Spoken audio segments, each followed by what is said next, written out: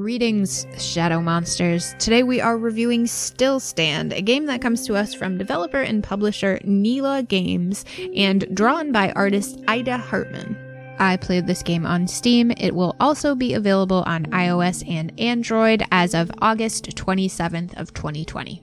Stilstand could best be described as a interactive graphic novel. You essentially click to turn pages in the book, and you can interact with some small mini-games along the way. Though it's described as a dark comedy, Stilstand definitely touches on some very heavy subjects like mental health, depression, anxiety, and just general feelings of loneliness being a young adult in the city. The game opens up on the nameless protagonist alone in her apartment with a shadow creature that she's presumably manifested in her mind. From there, you see her day-to-day routine, smoking her cigarettes, scrolling through her phone, and clicking through the channels on the television. There are some small choices you can make as far as what text messages you send to her friends and the responses you send on a dating app. No matter what you decide, you always seem to find your character in the same place, back in her apartment, alone on this hot summer in isolation, which sounds a little bit too close to home for comfort right now.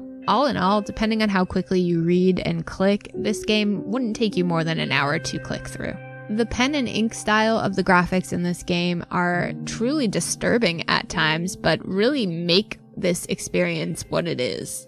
There's something so moving about the black and white art with just the contrast of the blue, which indicates where you need to click. The artist really made a lot of stylistic choices here, but it pays off big time in capturing the feelings of anxiety and depression that you might feel being isolated. Stilstand to me just feels like a graphic novel or comic come to life, and I'm a huge fan of that art style. If you did not play this game with the sound turned up, you would be doing yourself a disservice because the soundtrack is truly haunting.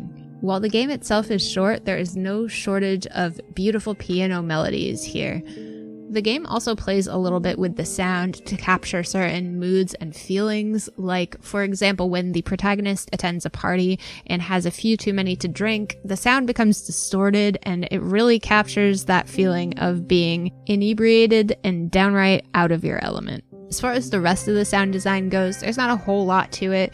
There is a few sound effects thrown in there, like the sound of the pages turning, and there's some small bits of voice acting, if you could call it that. It's basically gibberish when she flips on the television. Stilstand was a really interesting experience. It was short, it was meaningful, it had a really cool style to it, and I liked it. As I've mentioned in other reviews in the past, I really enjoy games that touch on mental health because I feel like that really helps bring it to the forefront of people's minds, and it makes it less of a taboo when we're able to talk about it, even in something as simple as a phone or PC game. I think there will be a lot of people out there that will relate to the struggles of the protagonist, even if it is told in a really weird way. What can I say? I was really drawn to this one. There was an interesting story, a relatable protagonist, and a unique art style that you can't find in a lot of other games. Fans of graphic novels or more story-based games in general would definitely be wise to check this one out.